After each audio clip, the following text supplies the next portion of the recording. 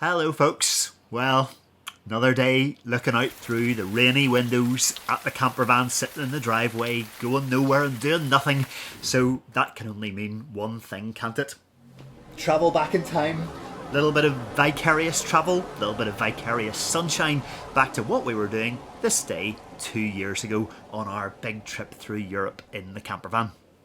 So, this time 2 years ago, this was one of our happy accidents. We ended up in a place called Fort Bravo.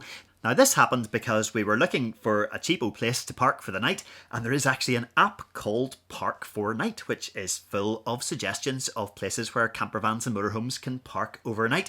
Some of them beautiful, spectacular cliff tops, some of them supermarket car parks and things that just aren't quite so awe-inspiring.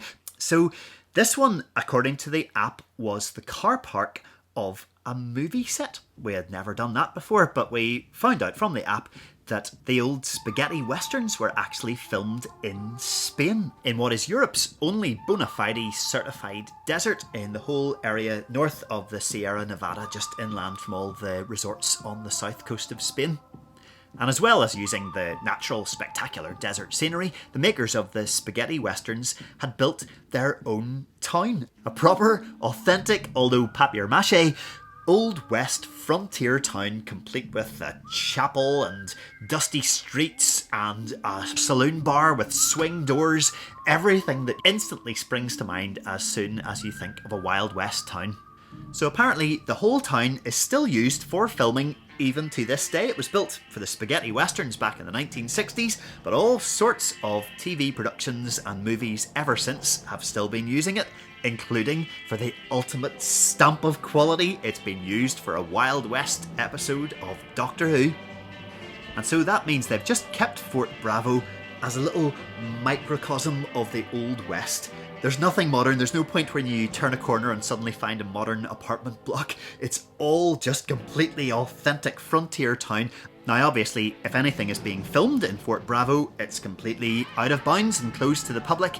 But any time between filming, if it's not being used, it's just open for people to wander around to their heart's content. Now, as if that wasn't already awesome enough, and by the time we had wandered around those streets for a couple of hours, we already thought this was one of the most brilliant places that we had stumbled across. But as the day went on, the place filled up more and more with people in Wild West costume.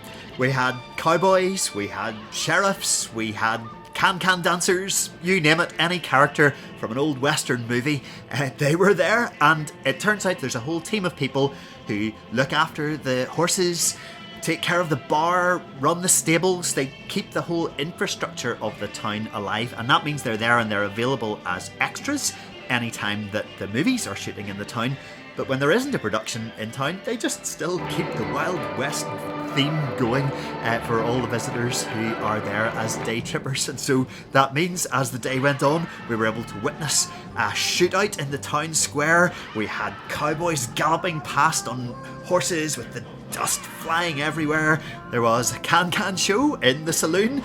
There was even a card game which led to an argument, which led to a shootout, which led to all of the characters getting involved in this huge big brawl in the middle of the bar.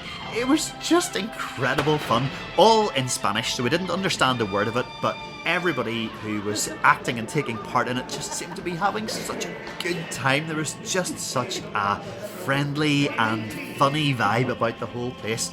We just absolutely loved it. And then at the end of all that, rather than having to get in the van and go home or go looking for a campsite, to just be able to toddle back to the van, sitting in the car park, we were able to take a walk around the fort at midnight under the moon, under the desert moon, which was just so atmospheric.